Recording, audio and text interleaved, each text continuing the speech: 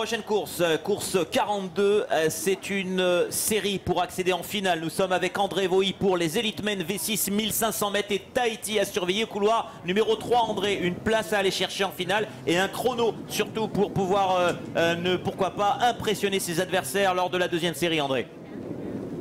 Oui, tout va se passer sur le plan d'eau dans quelques instants. Juste le temps de dégager un petit peu cette équipe Parava qui a beaucoup de mal à rentrer vers le parc Aft pour vous dire qu'au niveau du plan d'eau, c'est vrai que ça se maintient.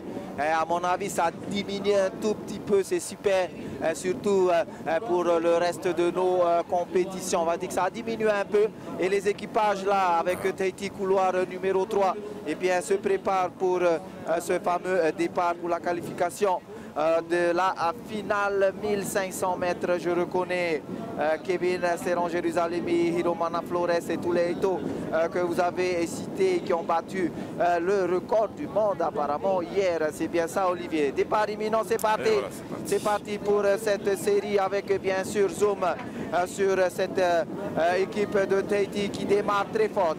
Wow, démarrage incroyable pour Hiromana Flores, de même que pour les Wallisiens, je pense, qui sont juste devant moi au couloir numéro 1.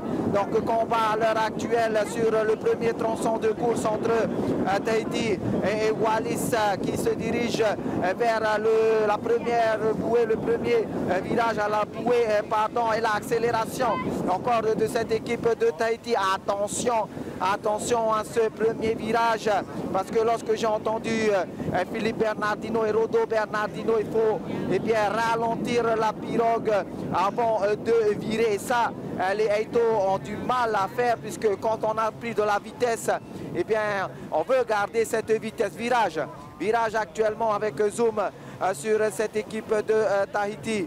Tahiti qui prend un super virage, super. Il frôle la bouée, c'est accepté. Et là, Retatrave à deuxième départ. Regardez, boum, on va accrocher pour pouvoir démarrer à nouveau. En tous les cas, Tahiti prend facilement la tête de ce premier tronçon de course avec ce virage, Olivier. Pour l'instant de l'équipe de Tahiti qui prend les devants, surveillera bien sûr le chronomètre puisque la Nouvelle-Zélande sera dans la deuxième série. Alors l'important, Davidson, c'est d'assurer 1, la qualification en finale, 2, d'éviter à tout prix une disqualification en mordant une bouée par exemple. Ça va être les enjeux à surveiller, c'est très important. Surtout dans ces courses que sont le 1000 mètres et le 1500 mètres. Et là, on a pu voir lors du premier virage de cet équipage de Tahiti. Je vais juste revenir là. Vous voyez un peu le coup là de Tahiti, ils sont complètement en gestion, ils ont pris de l'avance, ils vont gérer jusqu'au bout et gérer surtout au mieux, au très mieux leur virage. Voilà, c'est ce qui se passe là encore. Le vent les a repoussés un peu plus à l'extérieur, un peu plus loin de la bouée avec le drapeau du milieu, mais là, voilà. Et on tentera. On repart. C'est juste magnifique ce qu'ils sont en train de faire là à l'heure actuelle. Tahiti, on va essayer de on est au tiers récupérer. De course, Davidson. Juste pour préciser, on vient de faire 500 mètres, André pour l'instant au tiers de course et on voit Tahiti qui a pris une large avance sur le deuxième participant qui est pour l'instant Wallis et Futuna qui tient la corde à la deuxième place, suivi de l'Australie en troisième place, André.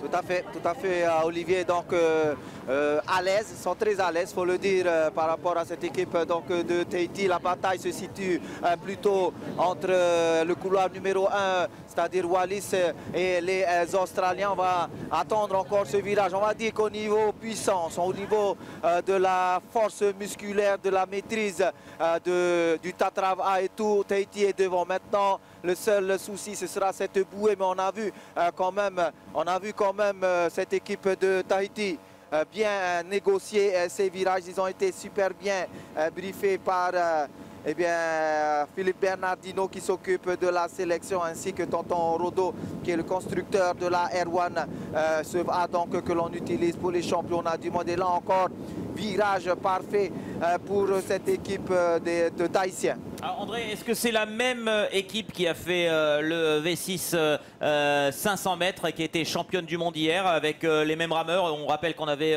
Roland Télé, Kevin Serrangier-Zelemi, Manute Amillon, Rayere Taveari, Ititua Taera et Edomana Flores pour le 6 champion du monde sur 500 mètres. Est-ce qu'on a exactement la même équipe?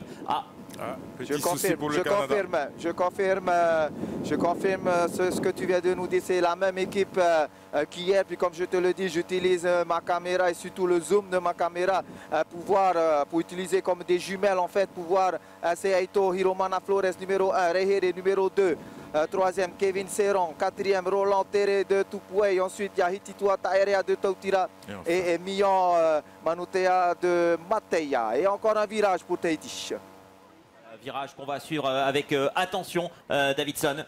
Comme tu peux le voir à l'image, Olivier, vous avez vu le deuxième complètement à l'extérieur en train de faire un rappel, essayer de freiner de son côté et faire virer à l'avant de la pirogue.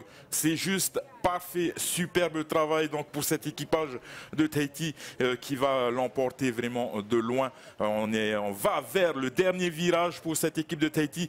J'espère qu'il n'y aura pas de casse. Pas de problème jusqu'à la ligne d'arrivée et Tahiti va vraiment se qualifier comme il faut pour les finales de V6 1500 mètres. Et puis on voit les autres équipages, dont un tout à l'heure avec l'avant-dernier virage qui avait quelques difficultés. Il me semble que c'était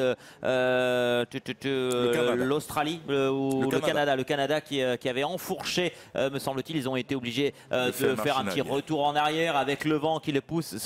C'est vraiment très difficile de manœuvrer un VA qui fait plus de 13 mètres et on voit cette équipe de Tahiti qui se dirige vers la victoire. Il va falloir bien négocier et assurer ce dernier virage. Vous allez le voir si on a également un plan large que pour préparer ce virage ils vont au maximum à droite de leur couloir, longer les plots à droite pour pouvoir bien entamer ce virage et avoir le plus d'envergure possible. On est au 1250 mètres, vous le voyez en bas à gauche, on frôle l'intérieur, voilà l'intérieur du petit drapeau et on ne mange pas bien sûr l'autre couloir là-bas. Attention à la dernière bouée à la pointe, c'est parfait. Ça se joue à quelques minutes. Bravo à cette équipe de Tahiti qui assure dans ce dernier 250 mètres son virage. André, il se dirige vers une belle victoire dans cette série, une qualification pour la finale. Tout à fait, Olivier. Et bien là, on va dire que c'est tapis rouge pour cette équipe de Tahiti qui tranquillement se dirige vers la ligne d'arrivée. L'accélération, une petite accélération pour cette équipe de Tahiti, Olivier. On va demander aussi à notre réalisateur Patrick de zoomer sur cette équipe, me semble-t-il, au couloir numéro 1, Wallis et Futuna, qui aurait peut-être cassé. On va vérifier ça dans quelques instants, mais on va assurer déjà la victoire de Tahiti. On va surveiller bien sûr le chrono, puisqu'ils terminent fort. Ils y vont vraiment à fond, hein. Regardez, et même s'ils ont quasiment plus de 100 mètres d'avance, ils franchissent la ligne d'arrivée et s'imposent.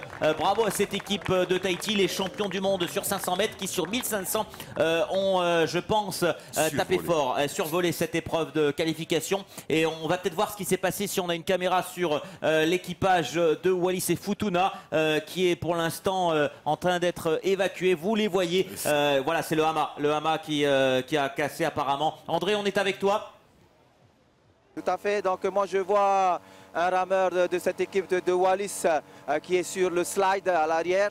Et donc je ne sais pas si au niveau de notre bateau on peut se rapprocher pour pouvoir donner la possibilité à mon cadreur qui est Nari Tokorangi pour filmer ce fameux hama. Tu me disais que le hama était cassé, en tous les cas c'est fini. C'est fini pour cette équipe de Wallis qui était pourtant en combat avec l'équipe australienne, je pense, pour la deuxième place. J'ai eu l'occasion de discuter avec eux. Oui, c'est carrément le hiato, c'est-à-dire la barre qui retient le balancier et le corps du VA, le Tino A comme on dit, qui s'est carrément détaché pour cette équipe de Wallis. C'est dommage. Faitoto, comme on dit, c'est Aito, on voit les sangles qui se sont détachés au niveau du tapera hiato, c'est-à-dire l'attache au niveau des bras qui retiennent le balancier à la pirogue. Voilà, souci technique pour cette équipe de Wallis, je confirme. Ils sont très déçus car ils pouvaient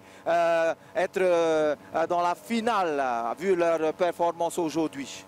Puis, on confirme que l'équipe de Tahiti s'est qualifiée brillamment dans cette série pour la finale en remportant la course devant l'Australie à la 2e place et le Brésil à la 3e place. On attendra bien sûr la finale avec impatience.